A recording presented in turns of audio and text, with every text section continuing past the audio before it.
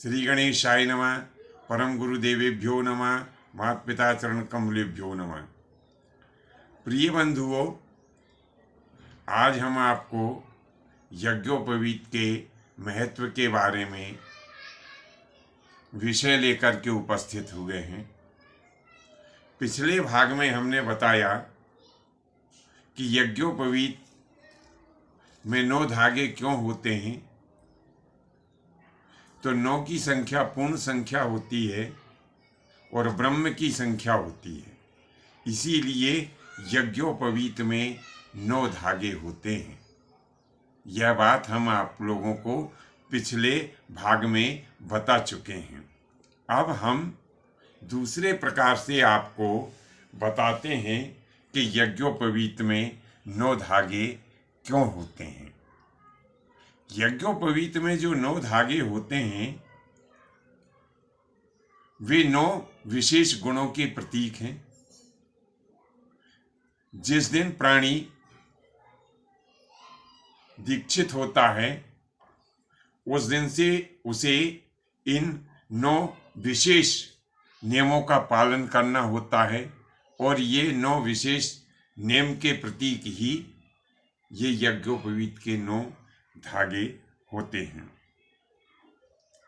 अब वो 9 विशेष गुण कौन कौन से होते हैं जिनका पालन यज्ञोपवीत धारण करने वाले व्यक्ति को अपने संपूर्ण पूरे जीवन भर इन नियमों का उसे पालन करना पड़ता है।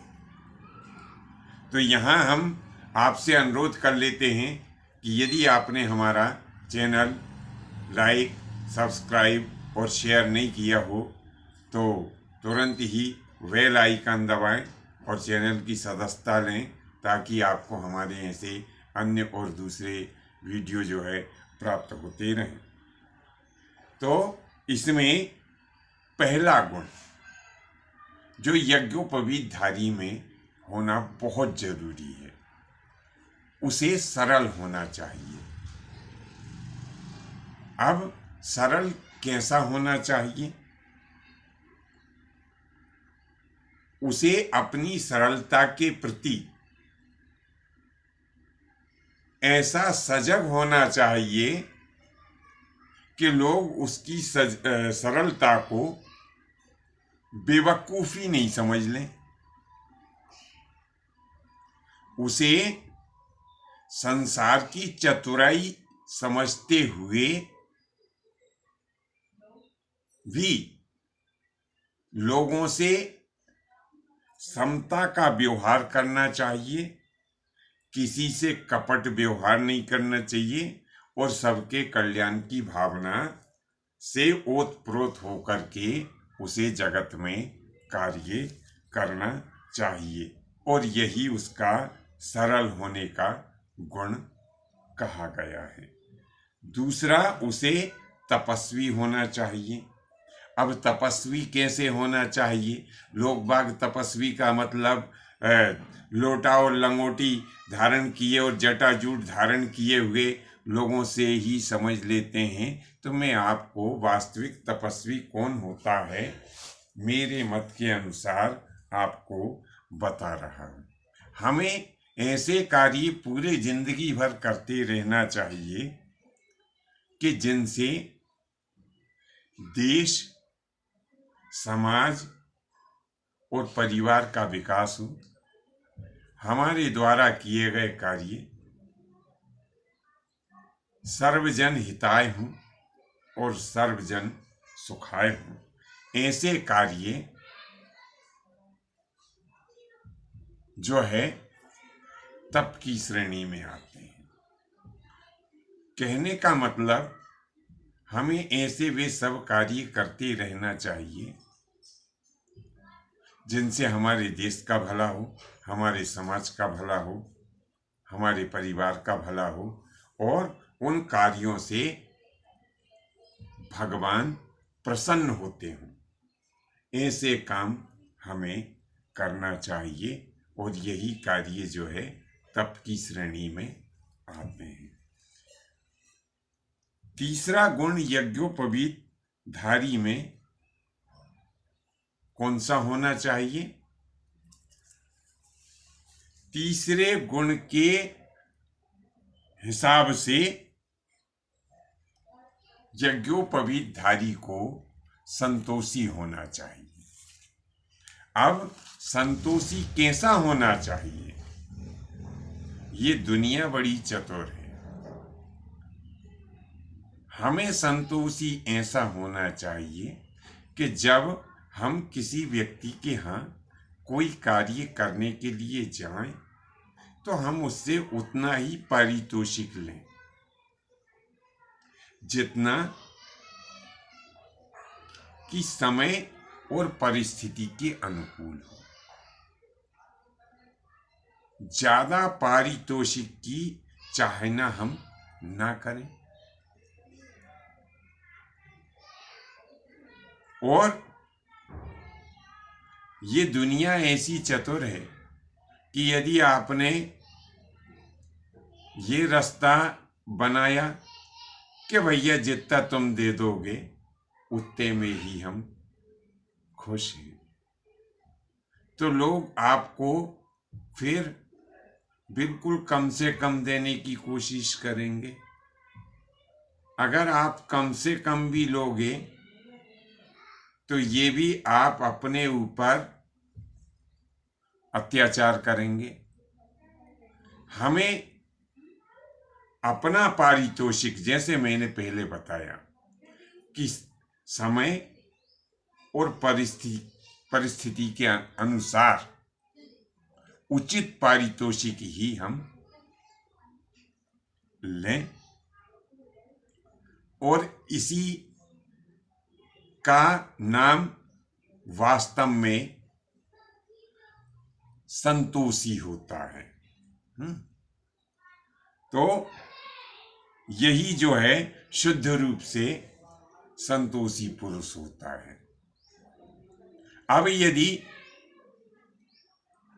आप इस धारणा को लेके चलेंगे कि भैया तुम तो जितना दे दोगे उतने में ही हम खुश हैं, तो व्यक्ति क्या करेगा कि 100 रुपए का पारितोषिक आपको 2 रुपए देगा। समय जो है इस चीज की इजाजत नहीं देता है। यदि आपका पारितोषिक समय और परिस्थिति के अनुसार 100 रुपये बनता है तो आप उतना ही पारितोषिक लें, और ऐसा भी नहीं करें